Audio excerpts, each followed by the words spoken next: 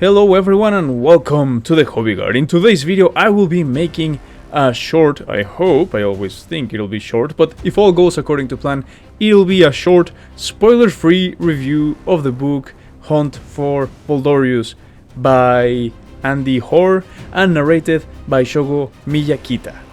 So just before we dive into the actual review of the video, if this is your first time watching my reviews, basically I won't give the book like 2 or 3 out of 5 stars, or I won't score the book itself. I will just tell you what you can hope and expect to find in this book, so that you may choose whether it's worth a listen or not. And after that, in a different video, I will go into the spoilers of the book, since there's a couple that I will try to avoid.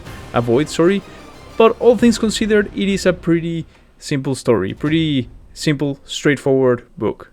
Now in the background here you will be watching some gameplay of me playing Space Marine 2 with my White Scars Vanguard. So if you would like a dedicated video to watching some White Scars Space Marine 2 gameplay and how to roleplay them in lore, lore-wise I suppose, please let me know in the comments down below. I would love to make one, because White Scars are one of my favorite Space Marine chapters of all time. I have only ever made one White Scar miniature so far. I haven't painted it yet. It is part of my kill team, and I will love to share the process of my kill team with you. But anyways, let's go back to the topic of the video. So the Hunt for Voldorius is an extremely simple and straightforward book.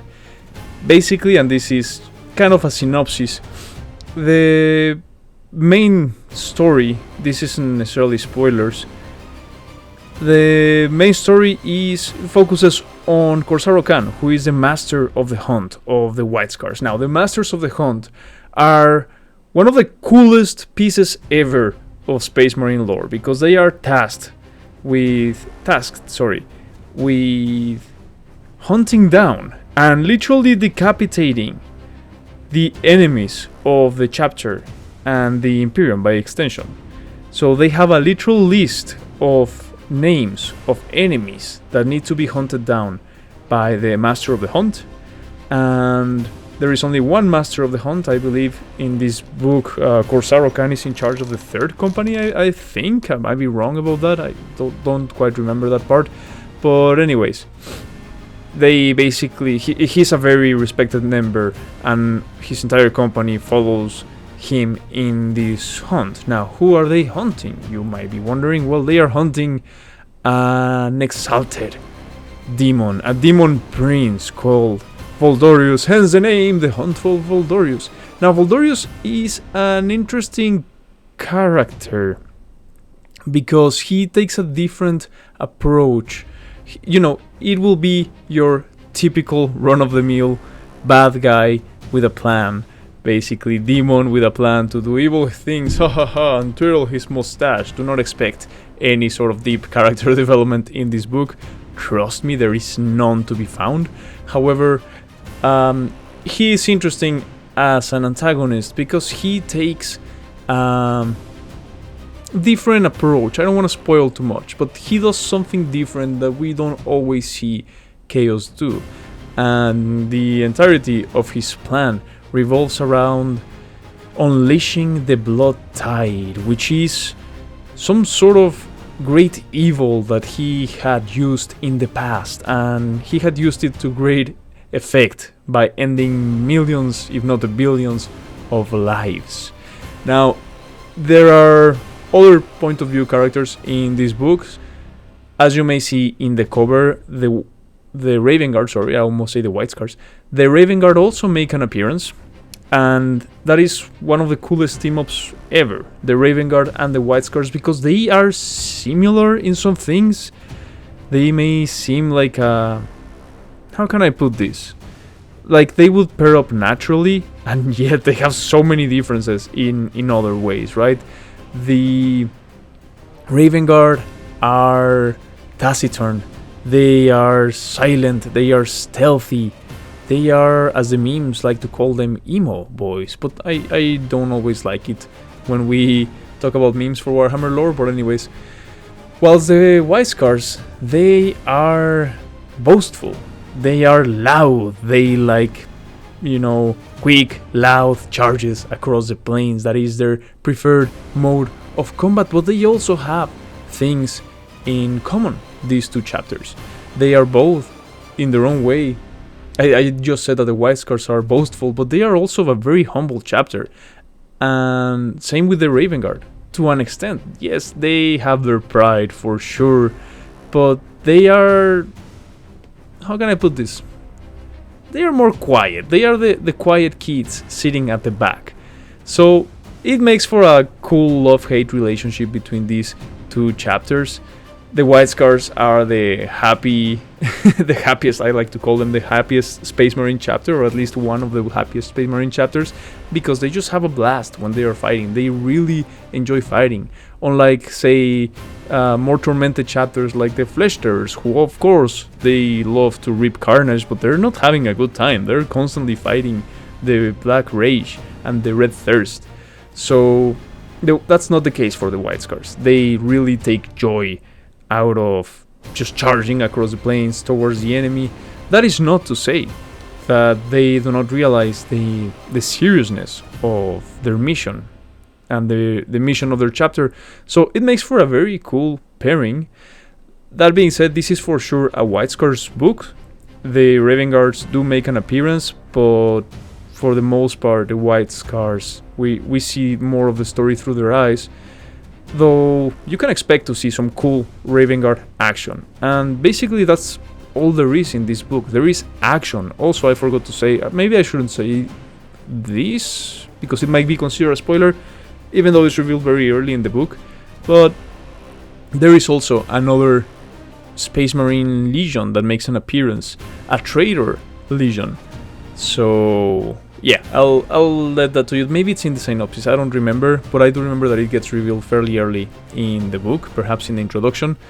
So yeah, action is like what this book is about. There is a ton of fight scenes, there is a couple of cool strategic missions being carried on. Some go according to plan, some don't, and we get to see how these characters operate. We get to see from the point of view of a scout sergeant or scout captain, maybe? No, a scout sergeant of the White Scars and an assault space marine of the Raven Guard, and these Kavan Shrike. Did I mention Kavan Shrike is in this? I thought I did. But yeah, the chapter master himself. He's just a captain in this book. Wait, Kavan Shrike is not even the... I'm old, I'm just showing my years here. He's not the chapter master, at least not anymore. But anyways, I digress. He's also in this book, Kavan Shrike, and he's a badass. There's no two ways around it. But it's also one of the sillier Warhammer books, I want to say. It is very toy soldiery. Like, you can tell they're trying to sell toy soldiers. And there's a few characters in here that the only way I can put it is that they are Mary Sue's. There is this chick, I shouldn't even say, but yeah, there is a chick, and she's the best, and she's great at everything, and no one can break her, and that's her whole story arc. But it is what it is. Obviously, we know that Kavan Shrike and Kor'sarro Khan will survive this book, so it's not a spoiler to say that absolutely nothing happens to them, because we know they are celebrated heroes of the Imperium. However, the cooler story would be to see how they grow, because they are already established characters, but it'd be cool to see why they become the way they become, and to maybe go through a sort of narrative progression of their character, some sort of development in their character. But we don't get to see much of that other than their interactions with each other and the interactions of each chapter with the other, and in the end barely at all. So it's just one of the books where like the book ends and you're like, okay, that was a fun book to read. It was a fun read for sure. It's kind of like an action movie. That's like the best way I can put it. There's nothing deep to it. It's a B action movie. Sorry. And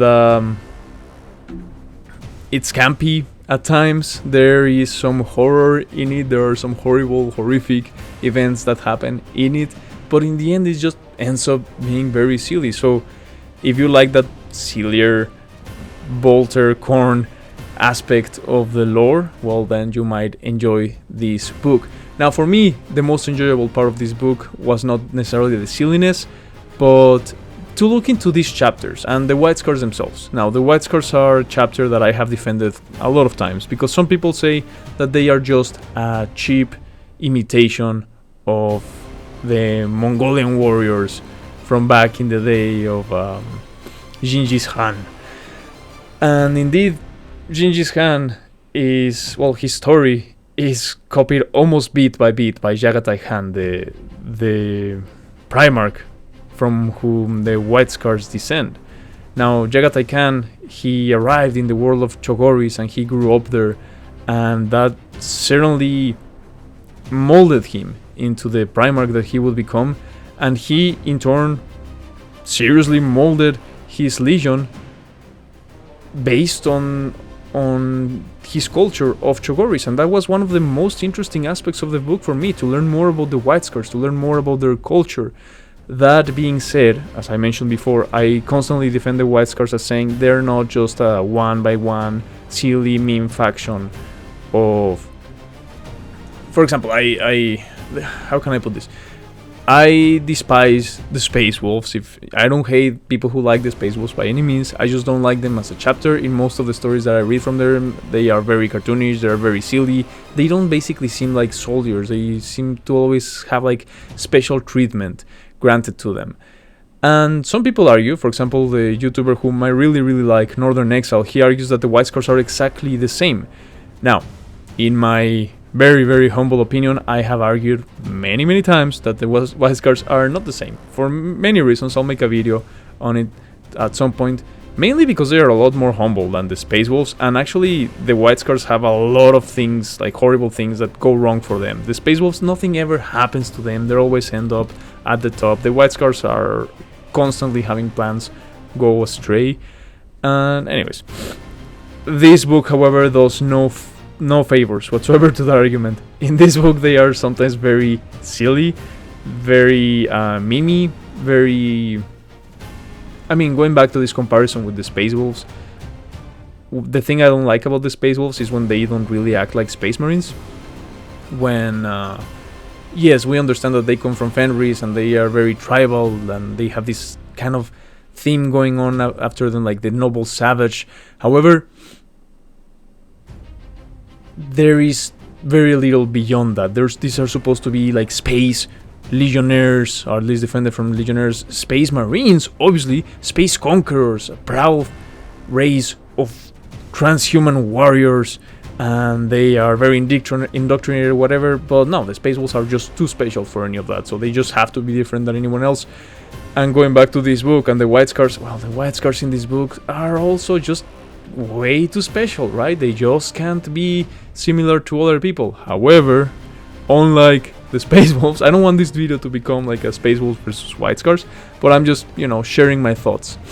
Unlike the Space Wolves, the White Scars are at least funny and extremely tactical and extremely, they make plans based on reason, not based off like throwing the bones and seeing like, oh, let's see what the bones say. I don't know, some silly, stupid thing. They have a very spiritual culture as well. They are very shamanic, and they just do it in a more reasonable way. It does get very silly at times, unfortunately, on this book. So if that puts you off, well, then this book might not be for you. That being said, you do learn a lot about the culture of Chogoris and the culture of the White Scars, even if it is a bit overplayed at times. And I feel like by now I have covered most of what I can without going into spoilers. This book is filled with action. I feel like based off what I've said already, you might already have decided whether you want to read it or not. There is a lot of cool action scenes or parts or stories in this book. There's big battles being carried on. There's sneaky, stealthy, small operations being carried on as well. So, and there is, you know, a human, like, not transhuman, but an actual human. There are human characters in this book as well. So if you like that aspect of the invincibility of the human spirit, well, then you might enjoy this book as well, even if it does get very Mary Sue at times. So with that being said, I'm sure there's some cool stuff about this book that I'm forgetting, but to me it was absolutely an enjoyable read. Okay, there is one thing that I will say. I guess I've said a lot of good things, not enough bad things or criticisms. They're not necessarily bad things. I think the book accomplishes what it sets out to do, but there are a couple of lore-breaking moments that make absolutely no sense. For example, a small, wounded, probably very dehydrated, probably phallic woman who has been a prisoner for God knows how long, God Emperor knows how long, picking up the weapon of an Astartes, the two-handed sword of an Astartes, and handing it to him. Okay, so that's the type of silliness that I find lore-breaking in this book, really, because like there's no way that can happen in real life. A human, specifically an emaciated woman, cannot lift the two-handed blade of an Astartes. But there are some very cool moments. In fact, there are a couple of cool scenes that I thought about making a drawing out of. If you don't know, I have videos where I'm sharing my drawings if you would like to get into my art, and sometimes I link my Instagram down below if you want to take a look at my art again. So I do have a couple of White Scars drawings that were very fun to make, even though, again, I'm not a professional artist, as I always say. I am just a hobbyist. So with that being said, I would like to know your thoughts on this book, in case you have read it, and in case you haven't, let me know, how did this review make you feel about it? Are you sold on the book or not? Please let me know, as well as any agreements, disagreements, criticisms, as usual, in the comments down below. And if you have already read this book, keep an eye out for the full spoiler talk version of the book. I will upload a video at some point. So like and subscribe if you would like to see more. Ad Astra, and remember, there are no female custodies.